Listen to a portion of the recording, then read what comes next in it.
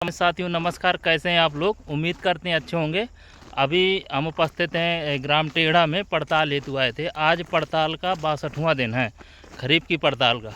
हम लोगों ने जब पड़ताल की शुरुआत की थी तब धान अधिकतर रोपे जा रहे थे और जो मूंग, तिल, उर्द वाली फसलें हैं वो इनिशियल स्टेट में थी।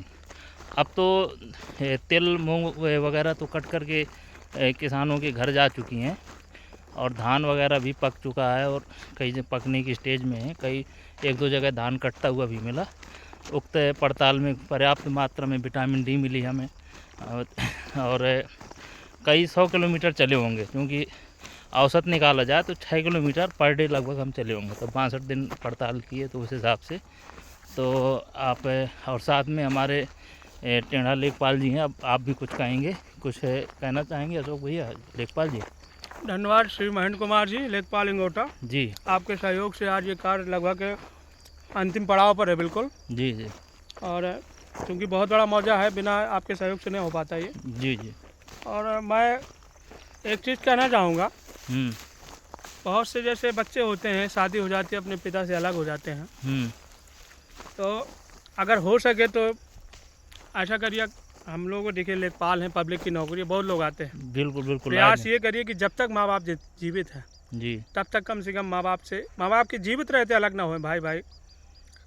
क्योंकि वही लोग हमको इस दुनिया में लाते, उन्हीं के सामने हम लोग बिखर जाते हैं। कष्ट होता है, कष्ट होता है, उनको बहुत कष्ट होता है, लेकिन वो नहीं कह सकते कुछ।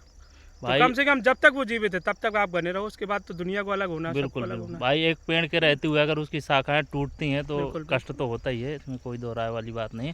और आपने जो ये बात बताई है, हम लोग तो क्योंकि फील्ड के कर्मचारी हैं, महसूस करते हैं, और हम मतलब बहुत धरातल से, हम जमीन से जुड़े हुए व्यक्ति हैं। देखिए, हमने पड़ताल की, पड़ताल में हमने बढ़िया जो है धानों के बीच में बैठ जाते रहे, ऐसे ज़मीन में बैठ जाते रहे, क्योंकि जो ज़मीन से जुड़ा व्यक्ति होता है वो टिकाऊ ज़्यादा होता है ना।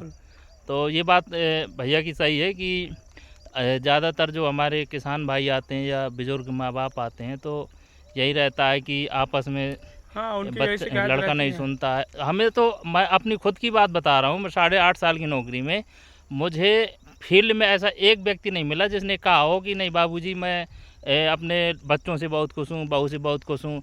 बस जो भी आता है तो या तो वो झूठ बोलते हैं या तो जैसा भी हो, मतलब ये रहता है कि नहीं बच्चे हमारा ख्याल ही नहीं रखते हैं। बताइए आप भी हमारी बात से सहमत है ना? बिल्कुल सहमत है। हाँ, तो ये भैया लेखपाल जी ने बहुत अच्छा संदेश दिया है कि वास्तव में जो है हम लोगों को हिलमिल कर रहना चाहिए। बाकी आगे तो ऐसा है कि वो तो प्रकृति का नियम है, लेकिन कम से कम हमारे माँ बाप के रहते हुए इन चीज़ों को बिल्कुल कंसीडर करना चाहिए। बिल्कुल, तब तक जरूर साथ में रहना चाहिए। जी।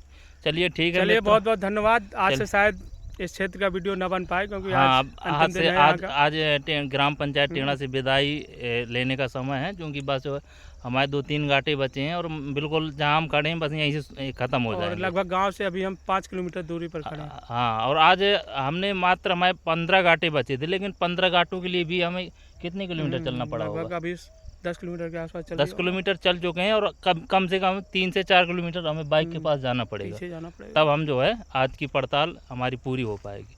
चलिए ठीक है मित्रों, बहुत अच्छा, बहुत धन्यवाद, बाय।